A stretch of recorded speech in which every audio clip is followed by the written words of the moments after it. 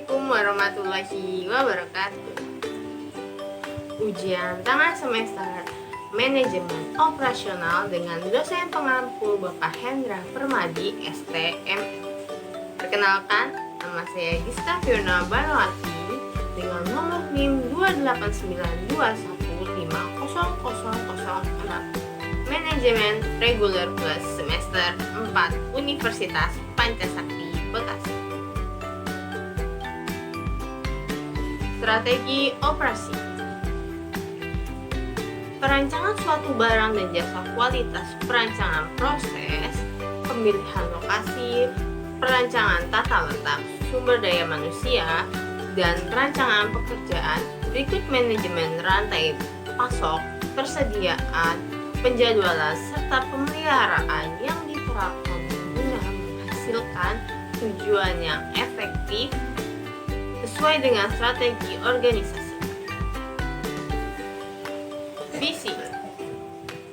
Suatu pernyataan menyeluruh tentang gambaran ideal yang ingin dicapai oleh organisasi di masa yang akan datang. Misi. Tujuan atau dasar pemikiran yang melandasi keberadaan suatu organisasi. Pernyataan misi menghasilkan batas dan fokus organisasi serta konsep dalam menjalankan perusahaan, di mana misi menyatakan adanya suatu organisasi. Strategi. Rencana suatu organisasi untuk mencapai misi dan tujuannya. Strategi-strategi ini memanfaatkan peluang dan kekuatan, menetralkan ancaman, serta menghindari kelemahan sehingga setiap wilayah fungsional mempunyai strategi untuk mencapai misinya dan membantu organisasi mencapai tujuan keseluruhan. Mengidentifikasikan misi dan strategi. Misi, rumusan tentang fungsi-fungsi pokok dalam suatu organisasi yang terkait dengan memenuhi kebutuhan masyarakat sehingga menjadi alasan dari keberadaan organisasi tersebut. Misi, latar belakang keberadaan organisasi.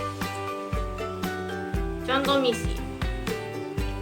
Circle K memuaskan kebutuhan pelanggan dengan menyediakan berbagai barang dan jasa di berbagai tempat. American Red Cross meningkatkan mutu hidup manusia, meningkatkan kesadaran diri dan perhatian pada orang lain dan membantu orang-orang. Mencegah, siap siaga, dan mengurangi keadaan darurat.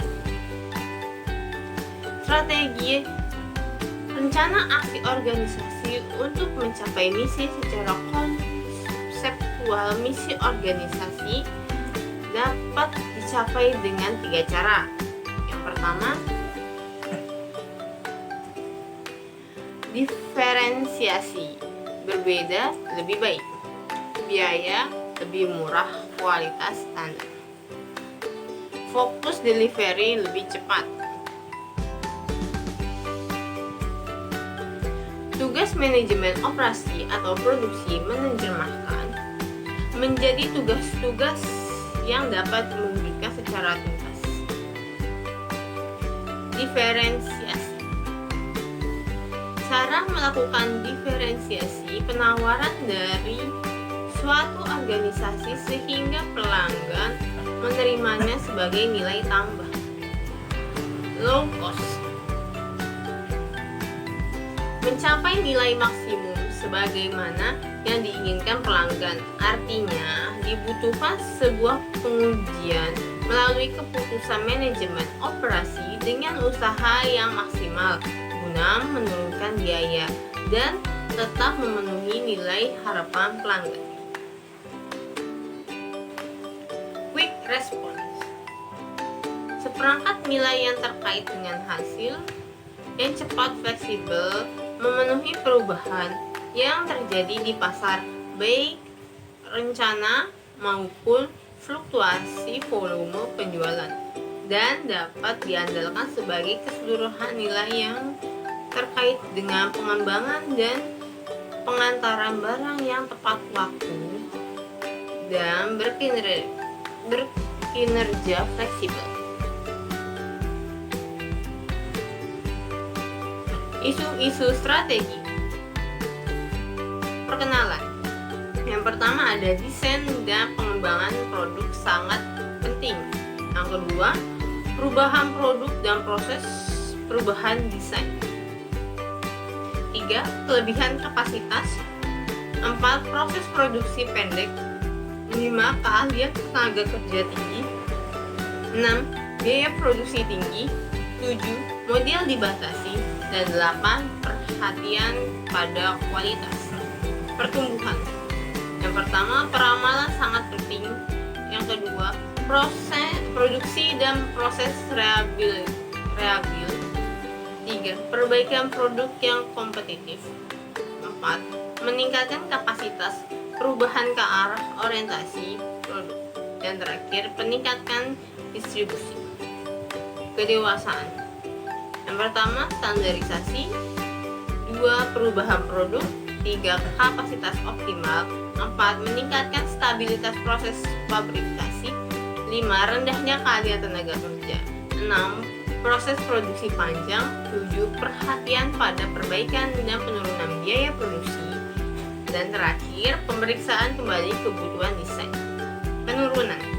Yang pertama ada diferensiasi produk kecil.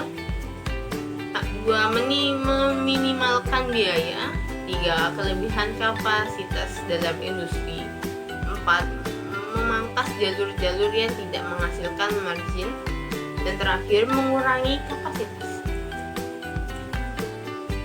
Penerapan strategi.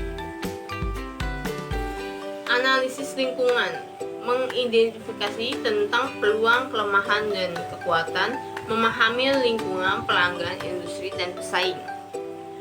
2. Menentukan misi, menyatakan latar belakang organisasi, dan mengidentifikasi nilai yang diciptakan. 3. Membentuk strategi, membangun menggunakan kompetitif, harga, fleksibilitas, desain atau volume, delivery, keadilan, dan lini produk. 4. Menerapkan strategi utama dan membentuk strategi bidang fungsional seperti pemasaran, keuangan, operasi, atau produksi. Operasi terdapat mutu, harapan pelanggan, dan kinerja. Yang kedua, produk, pemesanan atau standarisasi. 3. Proses atau ukuran fasilitas teknologi.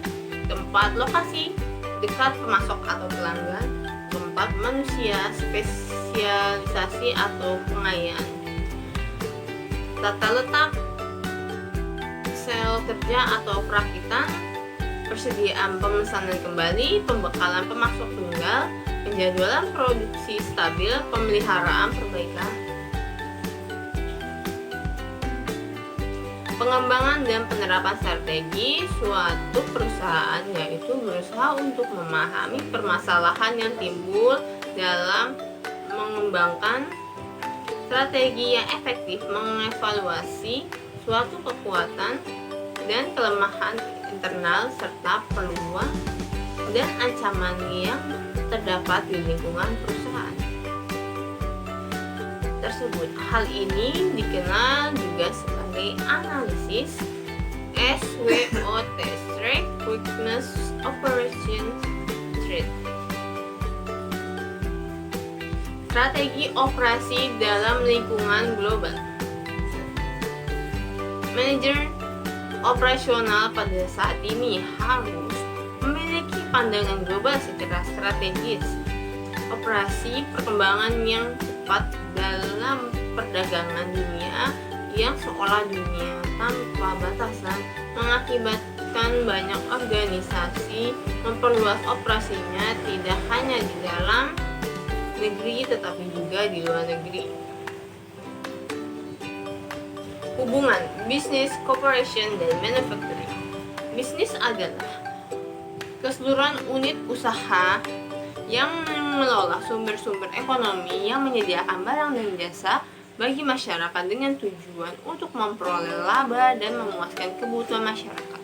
Corporation adalah unit usaha yang merupakan bagian dari bisnis secara keseluruhan dengan tujuan menyediakan barang dan jasa bagi kebutuhan konsumen untuk memperoleh laba yang dikehendaki. Manufacturing adalah unit terkecil dari corporation yang memproduksi barang dan jasa untuk memenuhi kebutuhan konsumen. Unit usaha mentransformasikan input menjadi output yang dikehendaki. Alasan yang mendasari perusahaan menjadi global. Pertama, efisiensi biaya. Banyak cara yang telah dilakukan oleh perusahaan yang beroperasi secara internasional untuk dapat mengurangi berbagai biaya, antara lain dengan pemilihan lokasi yang menyediakan barang tenaga kerja rendah, pemanfaatan adanya kesepakatan perdagangan. Yang kedua, perbaikan manajemen rantai pasokan. Dengan menetapkan fasilitas di negara di mana sumber daya tertentu berada, maka pengelolaan manajemen rantai pasokan dapat lebih terjamin. 3. Pemberian produk yang lebih baik. Karena karakteristik produk yang diinginkan konsumen sangat bervariasi dan ditentukan oleh masing-masing lokasi, maka banyak perusahaan beroperasi secara internasional menempatkan diri di negara di mana produknya dipasarkan, misalnya sesuai dengan budaya yang berlaku. 4. Menarik pasar baru. Perusahaan yang wilayah pemasarannya di luar negeri sudah terbatas, maka pemanfaatan pasar luar negeri yang harus terbuka. 5. Pembelajaran untuk beroperasi yang lebih baik. Banyak perusahaan melakukan kerjasama dengan perusahaan lain dari negara lain untuk ahli teknologi, mengadakan riset bersama ataupun kerjasama dalam desain serta kegiatan operasional lainnya. 6. Biasanya mendapatkan dan mempertahankan bakat global. Perusahaan yang memiliki karyawan yang baik dapat memberikan kesempatan karir yang lebih baik dengan cara beroperasi secara global sehingga mempertahankan karyawan. Pengertian perusahaan yang beroperasi secara global. 1. Bisnis internasional. International business, yaitu perusahaan yang terlibat pada transaksi perdagangan atau investasi internasional. Contoh, Harley Davidson.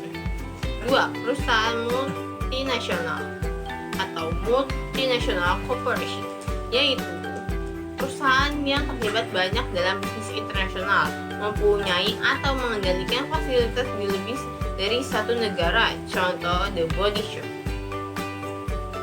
3. Perusahaan transnasional atau transnational corporation, yaitu perusahaan yang terlibat banyak dalam bisnis internasional yang mana pengelolaan di tiap negara secara independen. Contoh, Nestle. 4. Organisasi global atau global organization, yaitu organisasi yang menghasilkan produk dengan melewati batas. Contoh, Hermes. Pertimbangan-pertimbangan utama untuk mencapai operasi global. Yang pertama ada desain produk global. Harus selalu diingat bahwa tiap negara ada perbedaan sosial dan budaya, sehingga perusahaan harus memperlihatkan hal, misalnya kemasan dan cara pemasaran yang mungkin akan bervariasi. 2. Desain proses global dan teknologi. Teknologi informasi dan komunikasi dapat membantu pengelolaan atau manajemen sehingga operasi global dapat diintegrasikan. 3. Analisa lokasi fasilitas global menggunakan faktor kunci sukses untuk memilih negara, diantaranya dengan mempertimbangkan tingkat ekonomi, inovasi, jumlah penduduk, terampil, teknologi, stabilitas, pemerintahan, pertanggungjawaban produk, pembatasan ekspor, kesamaan bahasa, etika kerja, tingkat pajak, inflasi, bahan baku, tingkat bunga, jumlah penduduk, dan kesediaan sarana jalan.